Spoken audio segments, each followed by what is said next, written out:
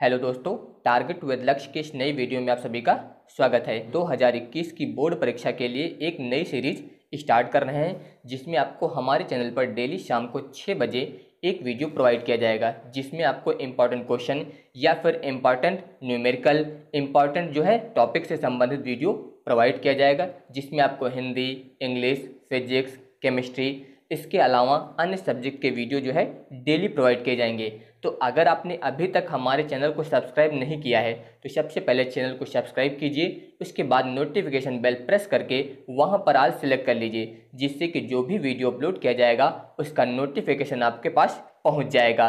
तो ध्यान दीजिए, आपके पेपर में एक ये क्वेश्चन आता है कि निम्नलिखित मुहावरों में से किसी एक का अर्थ लिखकर वाक्य में प्रयोग कीजिए। तो यहाँ पर एक नंबर जो है वो अर्थ लिखने के लिए मिलता है और एक नंबर जो है वाक्य प्रयोग करने के लिए मिलता है। तो मैं आपको इसी प्रश्न से संबंधित जो है कुछ मुहावरे और उनके अर्थ बताऊंगा और उनका वाक्य प्रयोग आपको किस प्रकार करना है ये भी बताऊंगा। तो अगर आप ये वीडियो पूरा लास्ट तक देख लेते हैं तो आपको 2 नंबर जो है वो आसानी से मिल जाएंगे। तो ध्यान दीजिए, इसमें पहला लिया गया है कि अधजल गगरी छलकत जाए। तो ये यहाँ पर दिया गया है, तो इसका अर्थ है अधूरे ज्ञान वाला व्यक्ति अधिक बोलता है। तो आप याद रखिएगा, आपको अर्थ जो है इसका याद करना है, बाकी वाक्य प्रयोग जो है अपनी लैंग्वेज में अपने आप बना के लिखना है। जैसे ध्यान दीजिए, यहाँ पर लिखा गया है कि अधजल गगरी छलकत जाए, तो इसका अर्थ है कि अधूरे ज्ञान वाला व्यक्ति जो है अधिक बोलता है। तो अगर इसका आप वाक्य प्रयोग करेंगे अपनी भाषा में तो आप कोई भी नाम ले सकते हैं। जैसे आप बता दीजिए कि रमेश ने गायन सीखना प्रारंभ करते ही स्वयं को जो है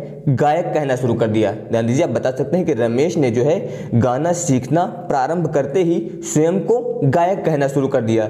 सच ही कहा गया है कि अधजल गगरी छलकत जाए। इस प्रकार अपनी भाषा में आपको वाक्य प्रयोग करना है, बाकी आपको अर्थ याद रखना है, वाक्य प्रयोग अपने लैंग्वेज के अनुसार कर देना है। इसी प्रकार दूसरा ध्यान दीजिए, यहाँ पर है अपना हाथ जगन्नाथ। तो इसका अर्थ है कि अपने हाथ से किया गया कार्य ही विश्वसनीय और कल्याणकारी होता है। तो ये इसका अर्थ है।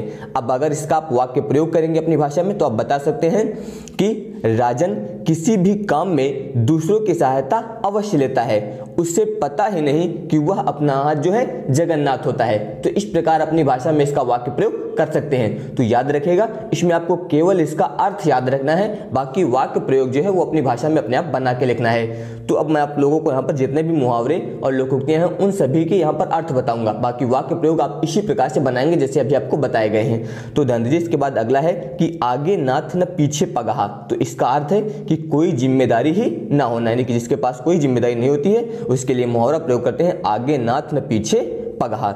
इसके बाद अगला ध्यान दीजिए, यहाँ पर है आम के आम गुठलियों के दाम, यानी कि दोहरा लाभ उठाना। तो जिसको दोहरा लाभ होता है उसके लिए बोलते हैं आम के आम और गुठलियों के दाम।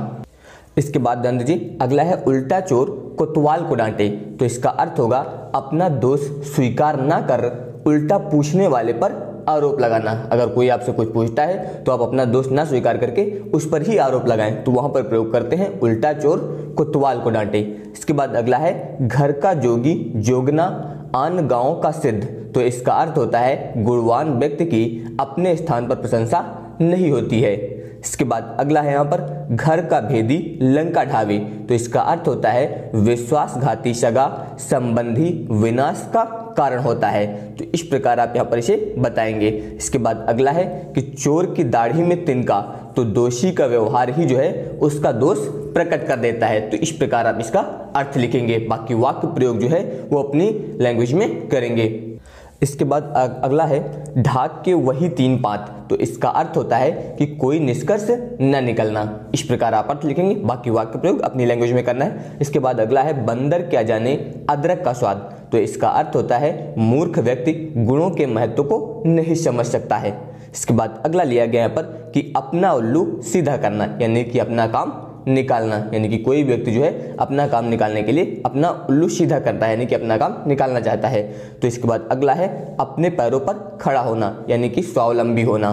इसके बाद अगला यहाँ पर लिया गया है कि आंख का तारा, यानी कि अत्यधिक प्यारा। आप बता सकते हैं कि रमेश को उसका पुत्र जो है वो आंख का तारा है, यानी कि उससे अत्यधिक प्यारा है। इसके बाद अगला है आकाश पाताल एक करना, यानी कि कठिन परिश्रम करना, यानी कि रमेश नौकरी के लिए जो है आकाश पाताल जो है एक कर देता है, यानी कि बहुत कठिन परिश्रम करता है। इसके बाद अगला है ईद का चांद होना, कभी कभी दर्शन देना, यानी कि रमेश जो है इंद का चांद हो गया, 2 महीने से दिखाई ही नहीं दिया। तो इस प्रकार जो है आप यहाँ पर इनके वाक्य प्रयोग कर सकते हैं। इसके बाद अगला है गागर में सागर भरना, यानी कि थोड़े शब्दों में अधिक बात करना, तो इसको बोलते हैं गागर में सागर भरना। इसके बाद है अगला टोपी उछालना, यानी कि इज्जत से खिलवाड़ करना। इसके बाद अगला है तिल का ताड़ बनना, यानी कि छोटी सी बात को बड़ी बनाना। इसके बाद दांतों तले उंगली दबाना, यानी कि आश्चर्यचकित होना। इसके बाद अगला लिया गया है कि नाच न जाने आंगन टेढ़ा, यानी कि काम ना आने पर दूसरों को दोष देना।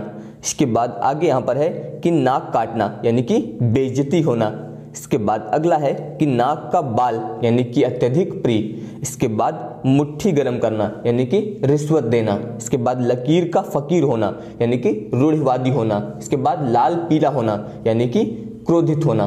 तो यहाँ पर आपको इन सभी मुहावरों के जो है आपको अर्थ तैयार करना है, और अर्थ याद होने के बाद आपको वाक्य प्रयोग जो है उसे अपनी लैंग्वेज के अनुसार करना है। तो आप यहाँ पर इन सभी वाक्य मुहावरों को जो है बहुत ही अच्छे से तैयार करेंगे। तो अगर आपको ये वीडियो पसंद आए तो इस वीडियो को लाइक और शेयर जरूर करिएगा। धन्यवाद।